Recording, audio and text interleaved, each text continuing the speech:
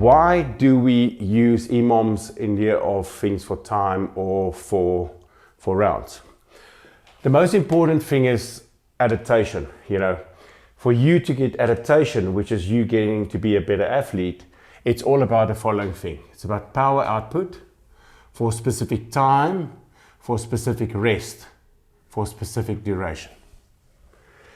All 4 Ds have to be ticked for you to force adaptation.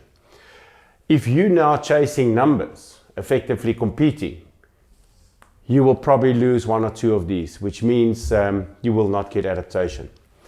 What we've seen is that taking, for instance, CrossFitters numbers, heart rate data, and workout data for over a question of 6 months and monitoring it, that we probably force 3 minutes of adaptation a month.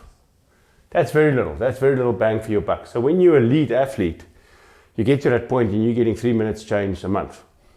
With our protocols we run, we have actually proven via scans that we're getting 27 minutes of adaptation in each workout. That is why our athlete gets so much faster, so fast. Okay.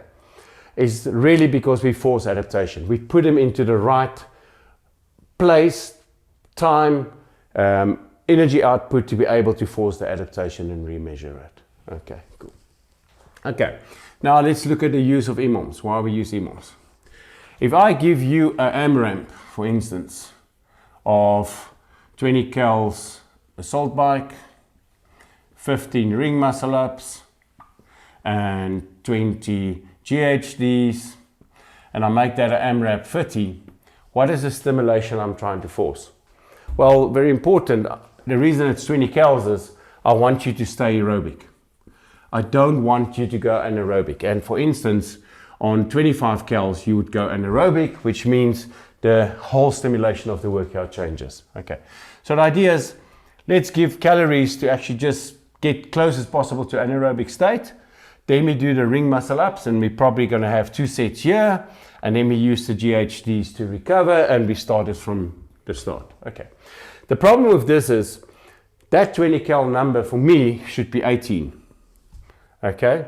The ring muscle up should be 2 sets of 3, and the GHD should be 15. That's the optimum stimulation for me to get to be a better athlete. Okay. For somebody like an elite men's athlete, this can be a number we've measured up to 27 cals.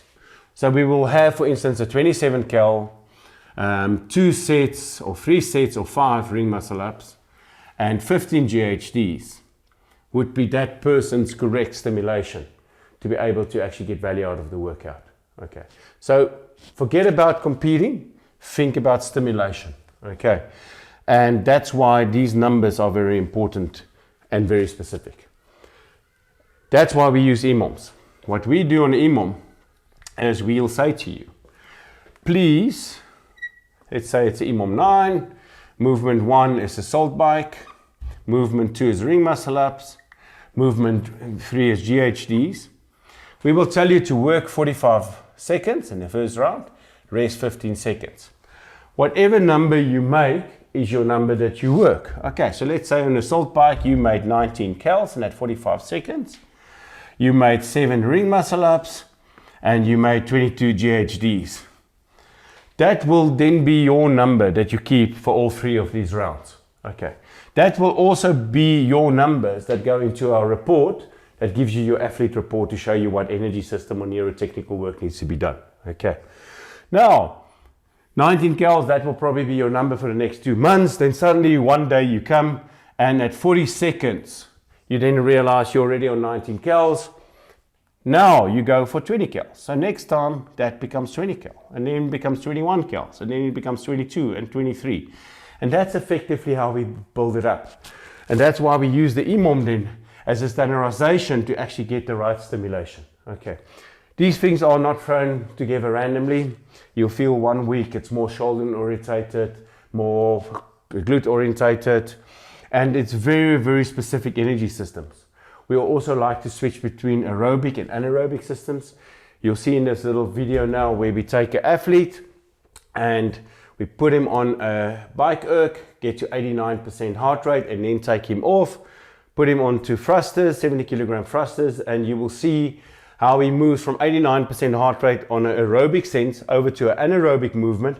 And because we're now tapping a different energy system, how his heart rate goes down to 79%, you know. And that's exactly the proof to you that your body can switch energy systems. Okay, and that's what we're trying to teach you. Thank you. That's it. That's Emom.